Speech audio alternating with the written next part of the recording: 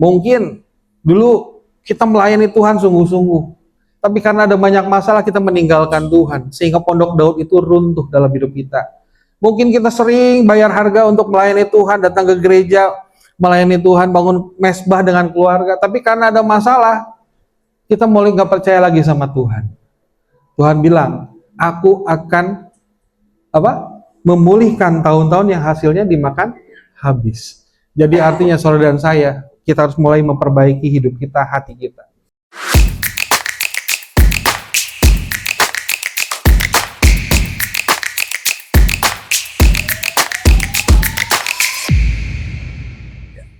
Shalom Bapak Ibu, silakan duduk. Apa kabar semuanya? Baik, puji Tuhan. Ya, tidak terasa kita sudah ada di pertengahan tahun. Ya, mungkin berapa bulan lagi ya? 5 bulan lagi kita akan memasuki tahun yang baru. Tapi kita percaya bahwa hari-hari ini Tuhan sedang bekerja di tengah-tengah kita. Amin. Ya, ada banyak hal yang terjadi hari-hari ini. Ada banyak pendoi syafaat yang bilang katanya ini waktunya sedang shifting. Lagi ada perubahan, pergeseran, ya, lagi ada perubahan. Makanya kalau kita berubah, kita bisa punah, ya. Makanya gereja harus berubah, hidup kita juga harus berubah. Tapi berubah jadi lebih baik. Kita sedang menghadapi zaman yang sedang ekstrim dan hari-hari ini juga zaman sedang berubah. Setuju nggak, Bapak Ibu? Ya, kalau dibilang katanya mau perang dunia ketiga Amerika sama Iran, tapi nanti berubah, hari ini perang, besok damai, besok perang lagi, betul? Jadi lama-lama kita sudah biasa mendengar hal-hal yang ekstrim seperti itu, ya. Jadi makin lama kita akan melihat ada banyak perubahan yang terjadi. Mungkin perang udah jadi hal yang biasa, mungkin masalah jadi hal yang biasa di tengah-tengah anak-anak Tuhan, umat Tuhan. Tapi beberapa waktu ini saya banyak berdoa apa yang sedang terjadi di tengah-tengah zaman hari-hari ini. Rupanya Tuhan sedang merubah sesuatu yang baru dalam hidup saudara dan saya. Amin. Tuhan mau buat sesuatu yang baru dalam perjalanan hidup saudara dan saya. Jadi kalau kita masih pakai cara lama, masih pakai konsep lama, itu belum tentu bisa bertahan hari-hari ini. Kita harus mulai melakukan yang namanya perubahan. Dulu namanya online, bisnis online meledak. Sekarang katanya balik lagi jadi offline. Ya, kemarin ini saya ketemu satu pengusaha online. Dia jualan handphone, omsetnya 1 bulan bisa 10 miliar dari beberapa brand. Dari online-nya turun, sekarang offline-nya naik. Jadi kita nggak pernah tahu, zaman itu sangat cepat berubahnya. Jadi saudara dan saya, kita harus sama-sama lihat Tuhan sedang bergerak seperti apa. Dan banyak anak-anak Tuhan, banyak gereja Tuhan, boleh nggak sadar bahwa perubahan ini sedang terjadi di tengah-tengah kita. Amin. Nah, hari ini kita akan sama-sama belajar tentang breakthrough, terobosan. Ya, terobosan itu selalu dekat dengan penyediaan Tuhan, dengan provision. Katakan, breakthrough is near provision. Amin. Nah, hari-hari ini banyak anak Tuhan yang sedang mengalami masalah, ya. Mungkin saya pun sama, saudara pun sama. Kita semua pasti punya masalah, tapi masalahnya pasti semakin hari semakin berbeda. Nah, hari ini kita akan belajar dari satu hal, ya. Kalau kita lihat dalam Yoel 2 ayat 25, Bapak Ibu, teman-teman bisa lihat di depan. Tuhan memulihkan, ya. Aku akan memulihkan kepadamu tahun-tahun yang hasilnya dimakan habis belalang pindahan, belalang pelompat, belalang pelahap, belalang pengerip, tentaraku yang besar yang kukirim di antara kamu. Jadi firman Tuhan katakan Tuhan akan memulihkan. Nah, sebelum terobosan terjadi dalam hidup saudara dan saya, yang pertama akan yang Tuhan akan lakukan adalah yang namanya pemulihan. Sama-sama katakan pemulihan. Dia akan merestorasi. Dalam Lukas 15 dikatakan, aku akan kembali dan membangun kembali pondok Daud yang telah roboh, yang reruntuhannya sudah ada. Ini bicara tentang pujian penyembahan, tapi lebih tepatnya ini bicara tentang hati saudara dan saya. Nah, kalau kita mau melihat terobosan dalam hidup kita terjadi, yang harus dilakukan, kita harus merestorasi diri kita. Biar Tuhan merestorasi, memulihkan hidup saudara dan saya. Firman Tuhan katakan, aku akan memulihkan kepadamu tahun-tahun yang hasilnya dimakan habis oleh belalang. Ada yang pindahan, pelompat, pelahap, pengerip, dan lain-lain. Tentaraku yang besar akan kukirimkan kepadamu. Jadi hari-hari ini kalau kita mungkin kita nggak bisa lihat, tapi ada banyak malaikat Tuhan yang Tuhan kirimkan untuk saudara dan saya, untuk kita dilindungi dan dijagai. Amin. Terutama untuk anak-anak Tuhan. Karena apa? Karena Tuhan mau memulihkan tahun-tahun yang hilang, yang habis. Mungkin dari COVID, mungkin dari sebelum COVID, beberapa tahun lalu. Nah, firman Tuhan katakan Tuhan akan memulihkan tahun-tahun yang hasilnya kalau Bapak Ibu Saudara mungkin beberapa tahun ini tidak menghasilkan atau hasilnya habis, selalu apa yang saudara terima tentu habis. Nah, Tuhan akan pulihkan. Jadi yang pertama Tuhan bilang, sebelum saudara dan saya melihat terobosan terjadi dalam hidup kita, Tuhan mau merestorasi hidup kita. Tuhan mau merestorasi yang namanya Pondok Daud. Kenapa Tuhan lebih suka yang namanya Pondok Daud daripada Serambinya Salomo, istananya Salomo?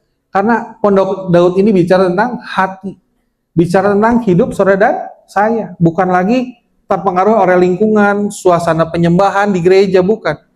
Tapi dimanapun saudara dan saya berada, Tuhan mau hatinya kita. Tuhan mau hidupnya saudara dan saya. Ya, mungkin ada banyak kesempatan yang hilang, kerugian finansial, kegagalan usaha, hubungan yang rusak, keputusan yang salah di masa yang sulit. Hal-hal ini hilang mungkin di hadapan kita. Nah, Tuhan bilang, Tuhan akan pulihkan. Amin. Dan kita akan melihat hari-hari ini, banyak anak-anak Tuhan akan dipulihkan hidupnya. Nah, tanda-tanda pemulihan itu bukan sekonyong-konyong atau berubah, enggak. Butuh proses. Amin. Firman Tuhan katakan, aku akan kembali dan membangun kembali Pondok Daud yang telah roboh, yang reruntuhannya sudah ada. Bicara sudah ada, berarti hati saudara dan saya mungkin lagi hancur, lagi remuk. Dan Tuhan itu selalu dekat dengan orang yang remuk hatinya, hancur hatinya.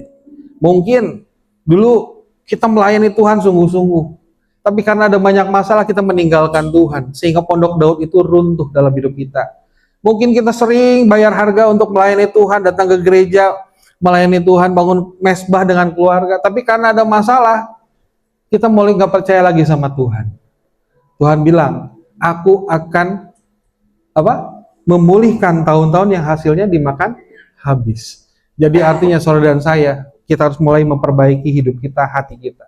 Nah, kita belajar dari satu kisah, ini adalah kisahnya Ayub. Yang kedua, setelah Tuhan memulihkan hidup kita, merestorasi hidup kita, Tuhan mulai membalikkan keadaan kita. Ayub 42 ayat 10 katakan bahwa lalu Tuhan memulihkan keadaan Ayub setelah ia meminta doa untuk sahabatnya. Dan Tuhan memberikan kepada Ayub 2 kali lipat dari segala kepunyaannya yang dahulu. Yang kedua, setelah Tuhan merestorasi hidup kita, Tuhan bilang apa? Tuhan akan membalikkan keadaan saudara dan saya.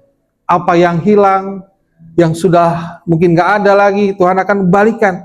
Tuhan sanggup mengubahkan musim kehilangan menjadi musim pemulihan. Saudara dan saya akan melihat hal-hal yang tidak pernah kita lihat, tidak pernah kita dengar, bahkan timbul dalam hati kita, Tuhan nyatakan dalam hidup kita. Amin.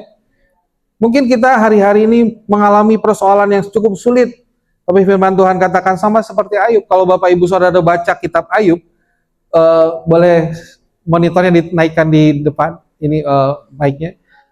Cerita Ayub, kalau saudara baca 42 ayat, 42 pasal, kurang lebih 41 pasalnya itu bicara tentang perjalanan Ayub, hanya beberapa beberapa pasal, sisanya itu tentang perjalanan kehidupannya dia bergumul sama Tuhan. Bahkan dia pernah protes sama Tuhan.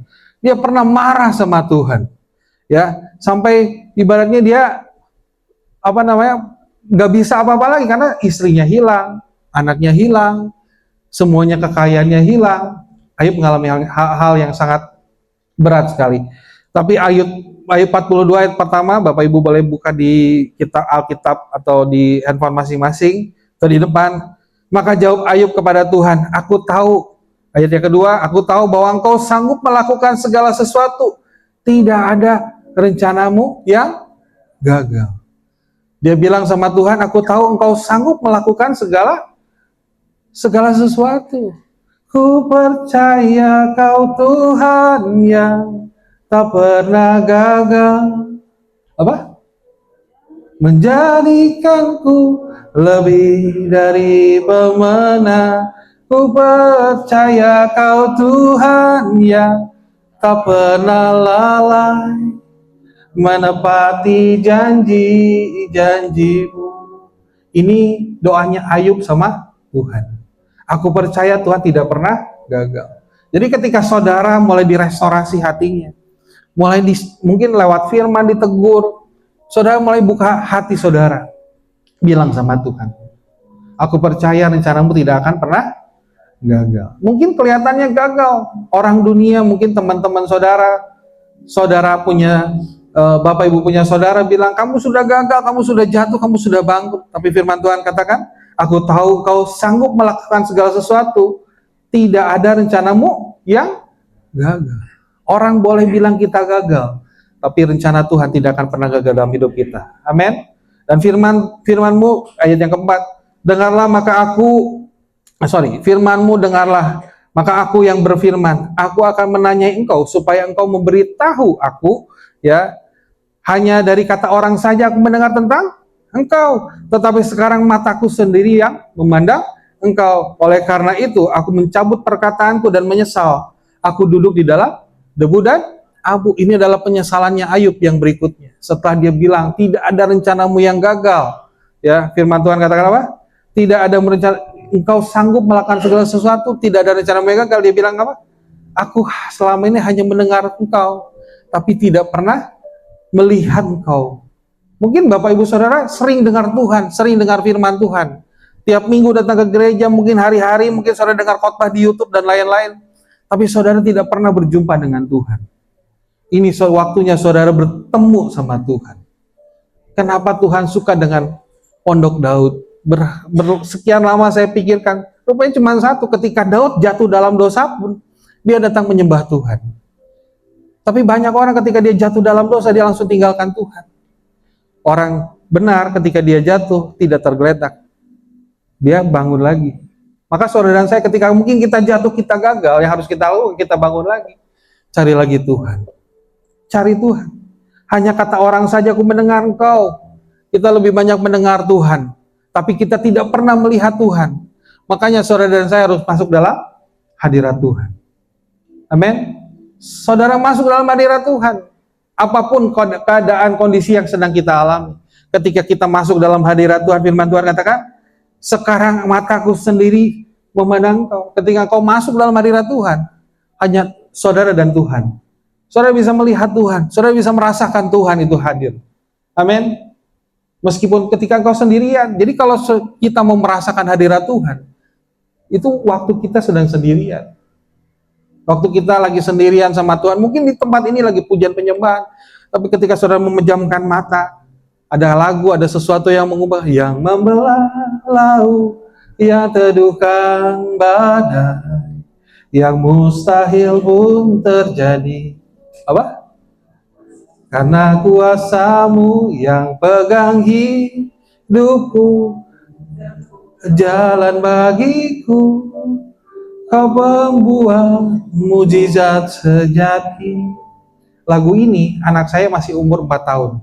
Tapi kalau nanti anak saya datang, Bapak Ibu boleh cek. Anak saya bisa nyanyi lagu ini loh. Kenapa? Karena dia ngalamin Tuhan. Ketika saya nyanyi lagu ini, ketika saya lagi bergumul sama Tuhan, dia dengar. Dia merasakan. Anak saya yang kedua malahan dia bisa nangis dengar lagu ini. Karena dia bisa merasakan Tuhan ada.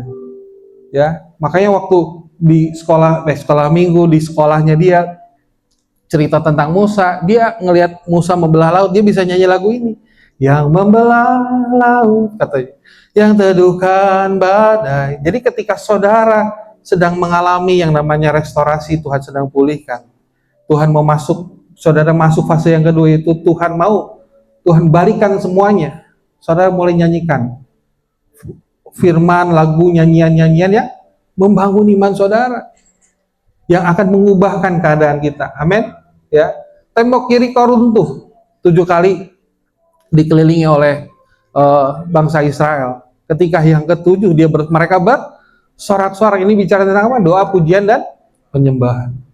Saudara dan saya harus melekat sama Tuhan, karena cuma hadirat Tuhan yang bisa memampukan. Amin. Ya, kalau saudara pakai kekuatan, saya rasa nggak mungkin. Tapi ketika saudara mulai mengandalkan Tuhan, saudara angkat kedua tangan saudara di hadapan Tuhan, itu tandanya saudara menyerah sama Tuhan. Banyak kalau worship leader bilang, mari sama-sama angkat kedua tangan kita. Ini tanda kita berserah sama Tuhan.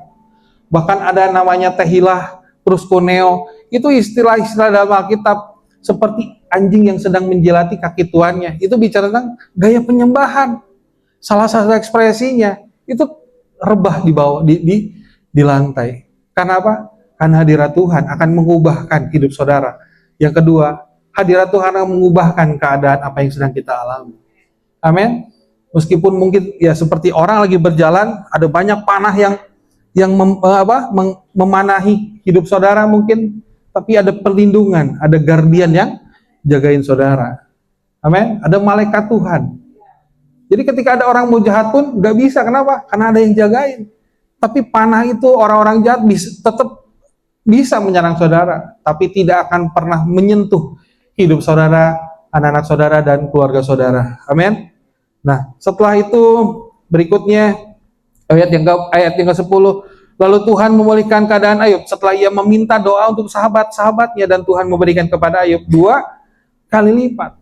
Nah, ketika bicara restorasi, bicara tentang pemulihan hati, seringkali kita penuh dengan kekecewaan, kepahitan, dan lain-lain. Apa yang dilakukan Daud? Kan Tuhan tegur sahabat-sahabat Ayub, kamu ya, orang lagi jatuh, kenapa kalian malah ngomongin? Yang dilakuin sama sahabat-sahabatnya adalah ngegosipin si Ayub. Mungkin Ayub hidupnya kurang benar, kurang holy, kurang kudus, gak pernah jaga kekudusan. Tapi firman Tuhan katakan, ayat yang sebelumnya apa? Setelah Tuhan mengucapkan firman itu kepada Ayub, maka firman Tuhan kepada Elifas, orang teman, murkaku menyala terhadap engkau dan terhadap kedua sahabatmu, karena engkau tidak berkata-kata yang benar tentang aku seperti hambaku Ayub. Dan setelah itu mereka suruh bawa 7 ekor lembu. Mungkin Ayub udah gak mampu lagi bawa persembahan yang luar biasa, 7 ekor lembu jantan, 7 ekor lembu domba jantan, gak bisa. Tapi sahabatnya Tuhan suruh bawa korban untuk Ayub. Ketika Ayub melepaskan pengampunan, merestorasi hatinya, apa yang terjadi? Tuhan pulihkan 2 kali lipat. Jadi kunci yang berikutnya, saudara harus melepaskan pengampunan kepada orang-orang yang jahat sama saudara, yang pernah melukai saudara. Ini bicara tentang restorasi. Nah, kalau kita mau melihat mujizat demi mujizat terjadi seperti bangsa Israel, bangsa Israel ketika dia hatinya nggak beres, bangsa Israel nggak bisa masuk tanah perjanjian. Yang masuk tanah perjanjian adalah Yosua dan Kaleb. 10 pengintai yang mewakili 10 suku di Israel, mereka nggak bisa masuk. Yang bisa masuk itu cuma 2, Yosua dan Kaleb. Nah, saudara dan saya pun sama. Ketika kita melangkah Tuhan bahwa kita masuk tanah perjanjian, seringkali kita kan melihat keadaan. Oh, nggak mungkin masuk Kanaan, belum apa-apa udah ada tembok Yeriko. Masuk lagi, tahu-tahu ada bangsa yang besar, ada orang enak, orang yang raksasa besar. Nggak mungkin, nggak bisa. Seringkali kita lebih banyak bersungut-sungut. Tapi hari ini Tuhan mau, ketika saudara dan saya dibawa Tuhan masuk ke tanah perjanjian, atau Tuhan bawa masuk kita mengalami nama pemulihan, mungkin kita akan diperhadapkan dengan raksasa-raksasa yang besar dalam hidup kita. Sama seperti Daud, setelah dia diurapi menjadi raja, dia tidak jadi raja. Dia dibawa ke padang gurun di mana dia ketemu sama Goliat. Jadi ketika saudara ngalamin yang namanya pemulihan dari Tuhan, saudara pasti ketemu sama Goliat dalam hidup saudara. Disinilah waktunya saudara berurusan sama Tuhan. Daud pun sama. Dia bawa pedangnya Saul nggak bisa. Mungkin kita pun sama. Kita pakai kekuatan orang untuk melawan atau menghadapi masalah mungkin nggak bisa. Yang di Alkitab dikatakan bahwa ketika Daud ketemu sama Goliat, Saul kasih pinjam pedangnya, kasih jubahnya. Mungkin sama seperti saudara sedang kita mengalami masalah. Mungkin kita punya backing yang kuat, punya saudara yang hebat mungkin. Tapi nggak bisa. Daud cuman apa? Punya 5 batu. Angka lainnya ini bicara tentang kasih karunia Tuhan. Jadi saudara dan saya ketika kita ngalamin masalah, menghadapi Goliat, kita butuh yang namanya kasih karunia Tuhan yang memampukan kita. Ini bicara tentang kemurahan Tuhan yang akan memampukan kita. Nah, Tuhan mau kita mulai membuka diri, lepaskan pengampunan. Cukup bawa 5 batu. Ini bicara tentang kasih karunia Tuhan, datang menyembah Tuhan. Nah setelah itu, ya, ayat yang berikutnya, setelah Tuhan mulai memulihkan, lalu Tuhan memulihkan keadaan Ayub setelah ia meminta doa untuk sahabat-sahabat, tadi sudah selesai, dan Tuhan memberikan kepada Ayub 2 kali lipat. Tuhan membalikan keadaan Ayub, ya. Tuhan mulai mengubahkan keadaannya. Berikutnya ayat yang divine provision, penyediaannya. Allahku akan memenuhi segala keperluanmu menurut kekayaan dan kemuliaannya dalam Yesus Kristus. Bapak Ibu, ini adalah ayat yang sering kita dengar, Filipi 4 ayat 19. Amin. Tapi firman Tuhan katakan ketika kita sudah mulai yang namanya mengalami yang namanya restorasi, kita mulai mengalami yang namanya pembalikan keadaan, yang berikutnya Tuhan mulai menyediakan penyediaan ilahi, divine provision. Kita lagi butuh apa, tahu-tahu Tuhan sediakan. Amin. Kita lagi butuh sesuatu, tahu-tahu Tuhan pernah ngalamin nggak? Pernah ngalamin? Hah? Wah, kalau belum pernah ngalamin, nanti didoain. Ada hamba-hamba Tuhan di tempat ini supaya ngalamin masalah dulu. Ketika kita ngalamin masalah, kita baru bisa melihat mujizat Tuhan. Siapa yang mau melihat mujizat Tuhan? Alamin masalah dulu. Kalau kita mau melihat laut terbelah, kita harus menghadapi laut. Kalau kita mau gunung itu berpindah, ada lagu baru sekarang, walaupun gunung itu tidak berpindah, ya, yang pertama lagunya bisa berpindah, yang kedua tidak berpindah, whatever, apapun, saudara harus ngalamin namanya gunung. Saudara harus ketemu dengan Goliat dalam hidup saudara, maka saudara bisa melihat mujizat Tuhan. Saudara bisa melihat terobosan dalam hidup kita. Firman Tuhan katakan ada penyediaan Tuhan. Allahku akan memulih segala keperluan menurut kekayaan dan kemuliaan Kristus. Ini bicara tentang apa? Ketika Ayub hidupnya dipulihkan, dia nggak punya uang untuk kasih yang namanya korban. Betul, 7 lembu itu mahal sekali. Nggak tahu harga lembu sekarang berapa ya? Ya, belum 7 ekor domba jantan, lebih mahal lagi, lebih mahal lembu daripada domba. Ya, berapa 1 kilo daging sapi sekarang berapa? 150.000.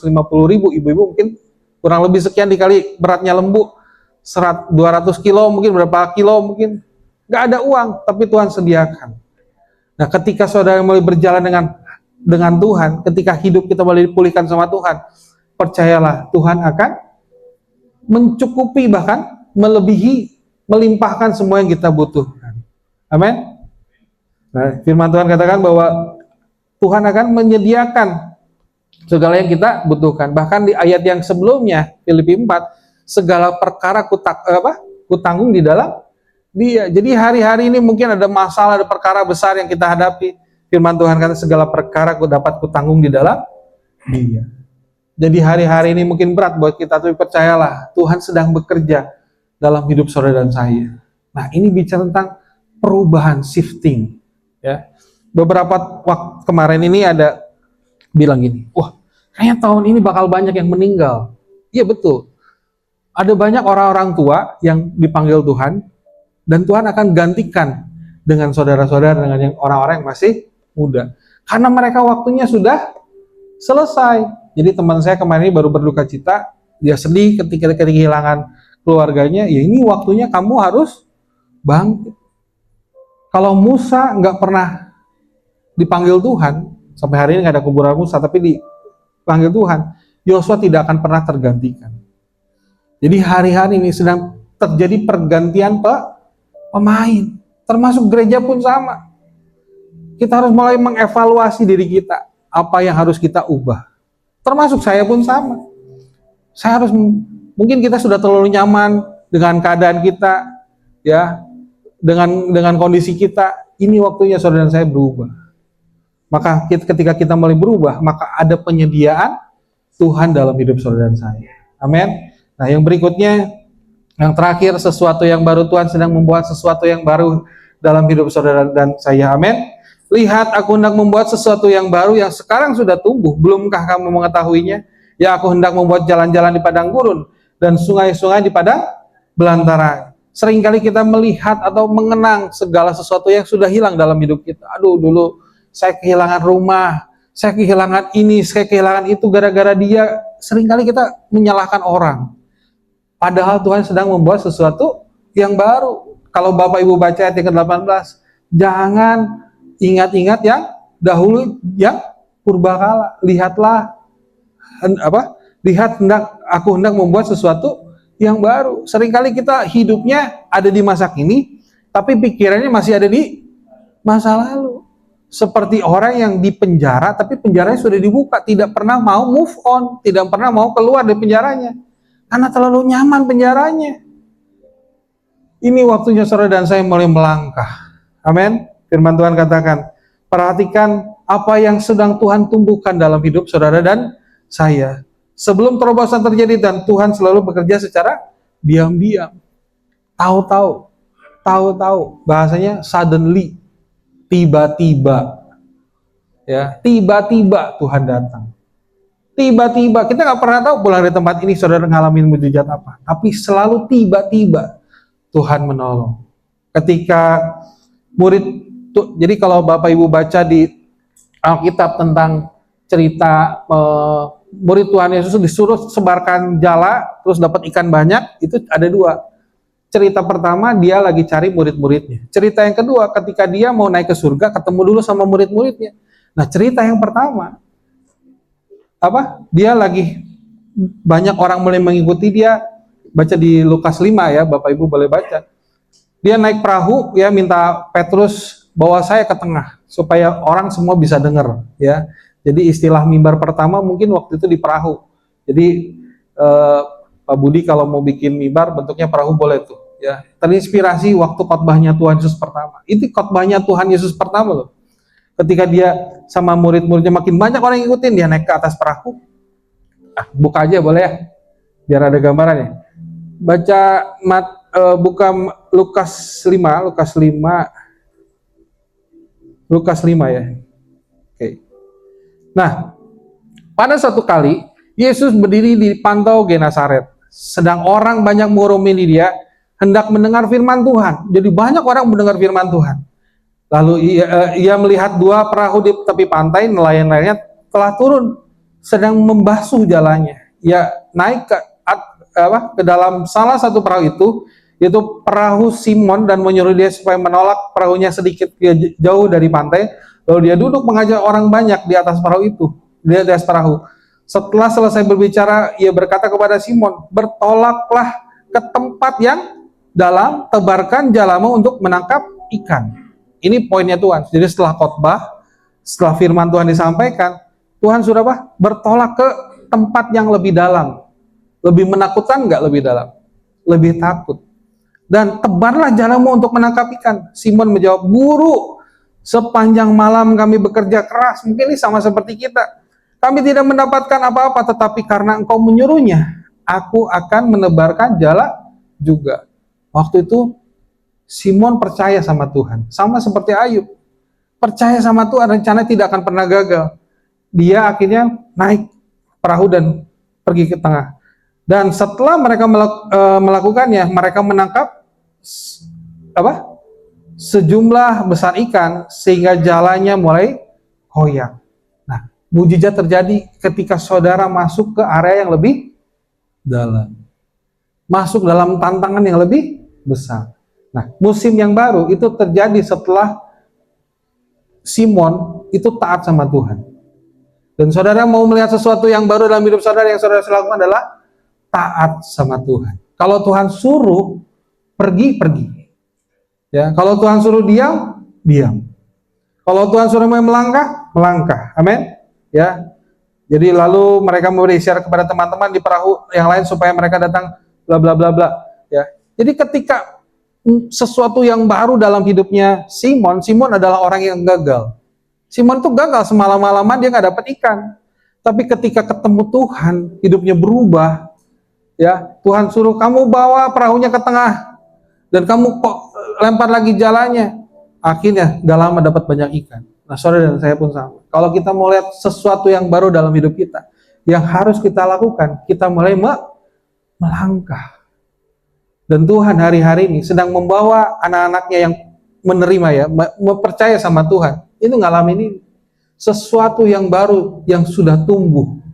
Seringkali kita nggak sadar, kita terlena dengan suasana yang nyaman, mungkin sama seperti Simon, lebih betah di pinggir pantai, menikmati, mendengarkan khotbah. Siapa yang suka mendengarkan khotbah? Sama kan, sama, dengerin khotbah, tapi tidak mau melangkah. Firman Tuhan, mulai melangkah. Lihat, aku hendak membuat sesuatu yang baru, jalan-jalan di mana? Di padang gurun dan sungai-sungai di padang belantara. Kalau saudara tidak pernah pergi melihatnya, kira-kira saudara bisa lihat nggak jalan di padang gurun? Enggak. Jadi yang saudara dan saya harus lakukan, saya undang pemain musik maju ke depan. Yang saudara dan saya harus mulai lakukan, saudara harus mulai melangkah. Lihat jalan-jalan di padang gurun dan sungai-sungai di padang belantara. Ketika kita mulai melangkah, sama seperti Simon, dia tebarkan jalan di laut yang lebih dalam, maka ada kuasa Tuhan dan pujian Tuhan yang dinyatakan. Amin. Jadi yang pertama, Tuhan sedang mulai merestorasi hidup saudara dan saya. Dia akan memulihkan hidup saudara dan saya. Amin. Yang kedua, Tuhan sedang bekerja untuk memulihkan, membalikan keadaan kita. Dia akan menggantikan semua yang hilang. 2 kali lipat janjinya Tuhan. Tapi kalau saudara dicuri sama iblis, berapa kali lipat yang saudara yang harus dikembalikan sama iblis? Itu 7 kali lipat. Tapi kalau Tuhan memulihkan keadaan, itu 2 kali lipat. Jadi ingat-ingat, apa yang hilang dari saudara, Tuhan akan pulihkan. Dan Tuhan akan kembalikan. Amin. Yang berikutnya, penyediaan nilai. Dalam proses ketika saudara mengalami sesuatu dengan Tuhan, maka Tuhan akan menyediakan segala sesuatu yang kita butuhkan. Amin. Dan kalau kita mau lihat sesuatu yang baru yang terakhir, saudara harus mulai melangkah. Saudara harus mulai melangkah di padang gurun, di mana saudara bisa melihat sungai-sungai di padang belantara dan jalan-jalan di padang gurun. Saudara bisa tahu jalan di padang gurun ketika saudara mau berjalan. Saudara bisa melihat sungai-sungai di padang belantara ketika saudara mulai haus. Saudara butuh sesuatu yang menghidupkan hidup saudara. Jadi hari ini kita sama-sama belajar. Mulai hari ini, mulai melangkah. Sesuatu yang baru terjadi dalam hidup saudara. Amin.